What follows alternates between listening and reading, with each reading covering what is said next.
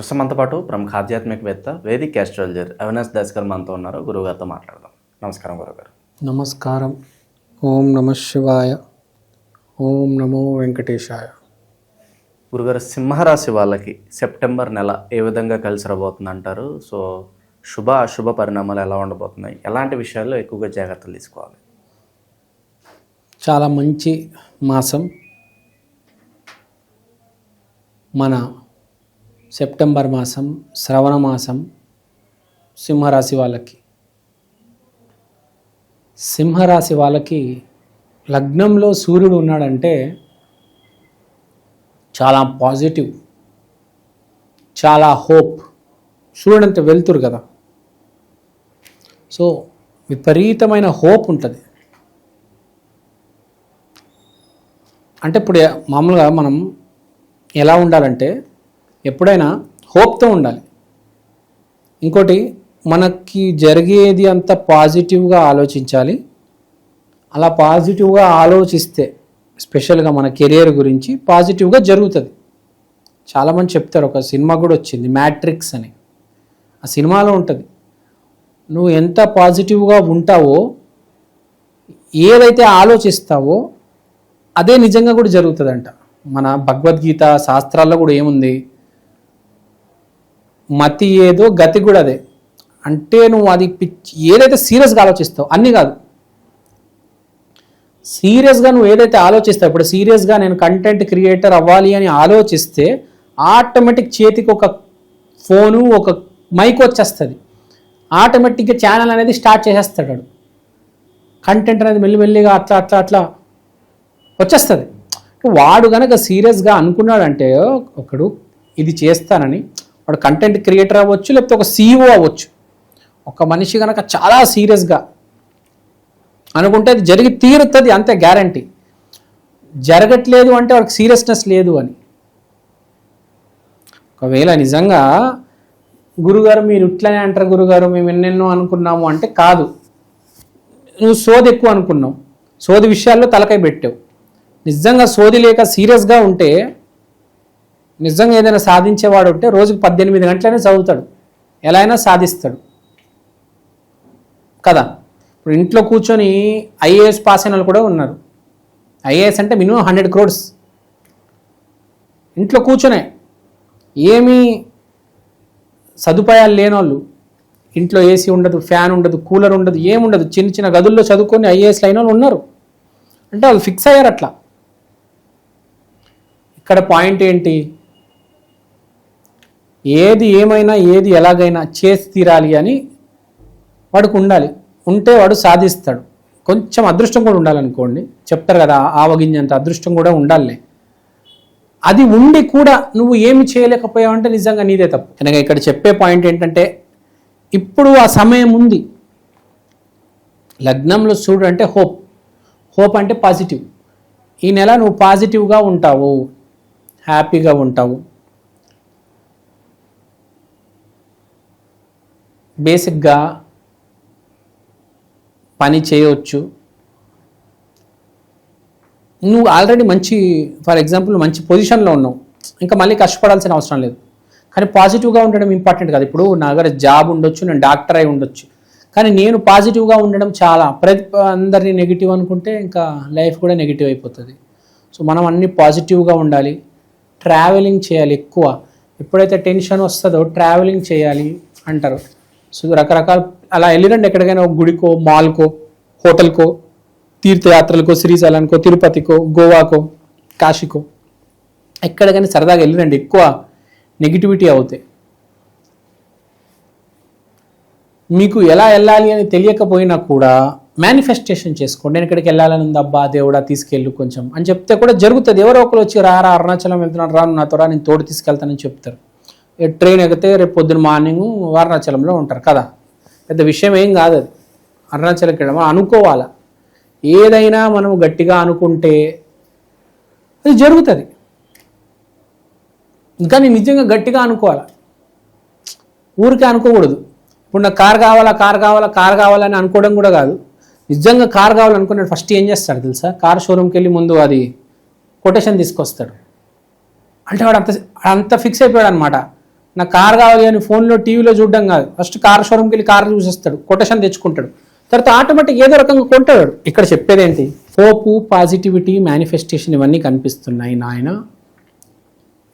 నువ్వు పాజిటివ్గా అనుకో, అది జరిగిపోతుంది కూడా, నిజంగా జరుగుతుంది. శుక్రుడు 2వ ఇంట్లో ఉన్నాడు అంటే స్త్రీ ప్రేమగా మాట్లాడడం. నీ చుట్టుపక్కల ఉన్న స్త్రీలతో చాలా మంచిగా మాట్లాడతారు. ఈ మాసం నీకు శుక్రుడి ఒక దయ ఉంది. శుక్రుడు మంచి స్థానంలో ఉండి మళ్ళీ శుక్రుడు దయ 2వ ఇంట్లో, అంటే 2వ ఇల్లు బ్యాంక్ బ్యాలెన్స్ అంటే ఏంటి? 100కి 100% కనీసం మినిమంలో మినిమం, మ్యాక్సిమం గురించి మాట్లాడు, మినిమంలో మినిమం ఒక్క స్త్రీ నీ అకౌంట్లో డబ్బులు వేస్తుంది.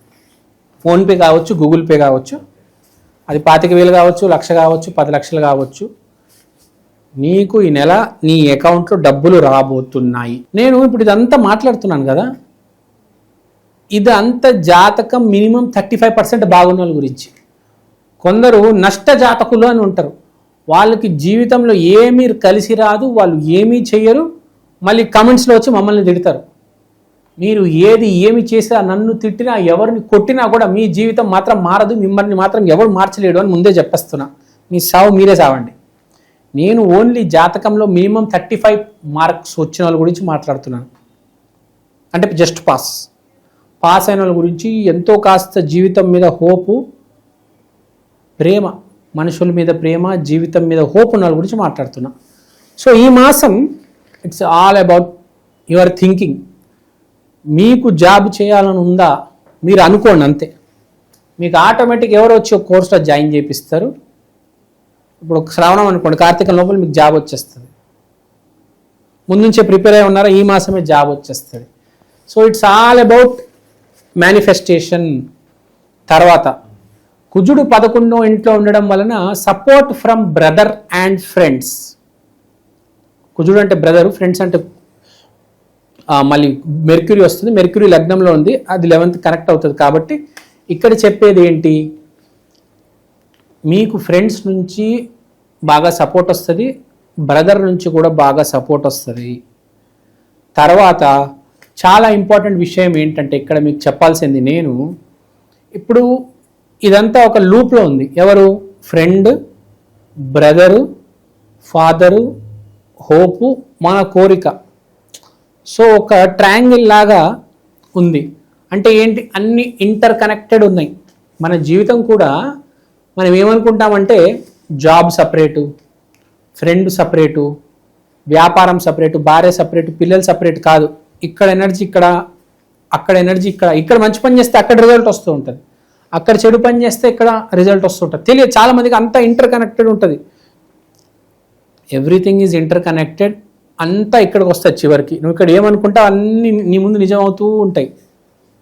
ఒక సినిమా లాగా అలా కదులుతూ ఉంటుంది, ఫ్రేమ్ ఆఫ్టర్ ఫ్రేమ్. మనకు తెలియకుండా మన నెక్స్ట్ ఫ్రేమ్ ఆల్రెడీ డిసైడ్ అయిపోయి ఉంటుంది. అది డిసైడ్ చేసింది కూడా ఎవరు అనుకున్నారు? మనమే కదా అది అనుకున్నది, ఆలోచించింది.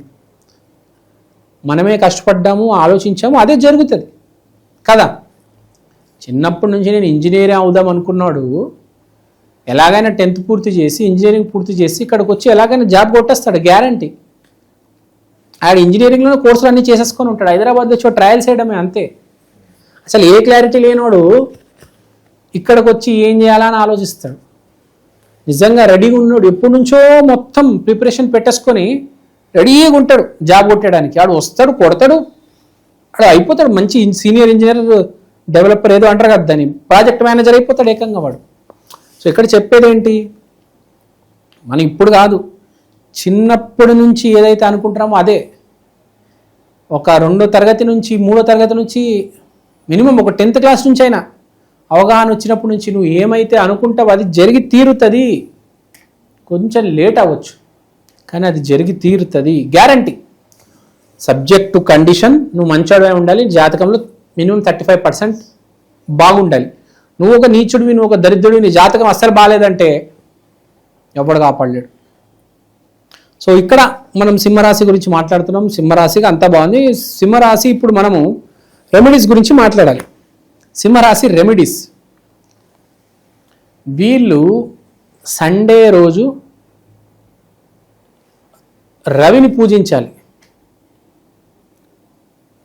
సూర్యుడు దేవాలయాలు ఉంటాయి. హైదరాబాద్లో తిరుమలగిరిలో బాగా ఫేమస్ సన్ టెంపుల్. సో మీకు ఎక్కడైనా ఇంటి దగ్గర సన్ టెంపుల్ ఉంటే సన్ టెంపుల్కి సండే రోజు వెళ్ళండి. తర్వాత ఎక్కడో సూర్యుడితో పాటు బుధుడు ఉన్నాడు కాబట్టి మనకు బుధుడు అంటే మళ్ళీ వెంకటేశ్వర స్వామి వస్తారు కాబట్టి, విఘ్నేశ్వరుడు కూడా వస్తారు కాబట్టి విఘ్నేశ్వరుడు టెంపుల్కి వెళ్ళడం కూడా శ్రేయస్కరం.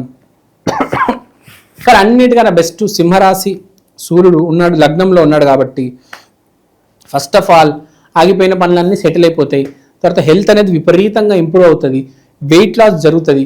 మోస్ట్ ఇంపార్టెంట్ సూర్యుడిని పూజించాలి. సూర్యుడిని, రవిని వేడుకోవడం అనేది చాలా ఇంపార్టెంట్. తర్వాత సింహరాశి వాళ్ళు మోస్ట్ ఇంపార్టెంట్ ఏంటంటే 12 రాసుల్లో సింహరాశి వాళ్ళకి చాలా ఇంపార్టెంట్ ఏంటంటే ఆలోచన. వాడు ఏదైతే అనుకుంటాడో పాజిటివ్గా అనుకోవాలి. వాడు నెగిటివ్గా అనుకుంటే పాతాళానికి వెళ్ళిపోతాడు, లేకపోతే దైవ ఆశీర్వాదం ఉంటుంది. సింహరాశి వాడు కంపల్సరీ పాజిటివ్గా ఉండాలి. సింహరాశి అంటే సూర్యుడు వెలుతురు చూశారు కదా ఎంత హెల్ప్ అవుతుంది, వాడి ఆలోచన కూడా వాడికి అంత హెల్ప్ అవుతుంది అనమాట. సో సింహరాశి వాళ్ళు always try to be positive. మీరు పాజిటివ్గా ఉంటే మీ పనులన్నీ అయిపోతాయండి. ఏ ఒక్క మనిషి అయితే నెగిటివ్గా ఉంటాడో వాడి పనులు అవ్వవు, వాడి పనులైనా వాడు సంతోషంగా ఉండడు. So always try to be positive. ఇప్పుడు పూర్వజన్మ కర్మ వల్ల ఒక డైవర్స్ అయిపోయింది అనుకోండి, రెండో పెళ్ళి సక్సెస్ అవుతుంది. అలా పాజిటివ్గా అనుకోవాలి, నెగిటివ్లో ఉండొద్దు. So always be positive. అది మీ మంచితనమే, మీ పాజిటివిటీనే మిమ్మల్ని కల్పిస్తుంది. సింహరాశి వాళ్ళకి స్పెషల్గా అది గుర్తుపెట్టుకోవాలి. సింహరాశి వాళ్ళు చాలామంది తెలియక నోటుకు వచ్చినట్టు నెగిటివ్ మాట్లాడుతూ ఉంటారు. అలా అస్సలు ఉండకూడదు. సింహరాశి అంటే positive, from the heart, from the soul, from the mind. ఇదండి సింహరాశి.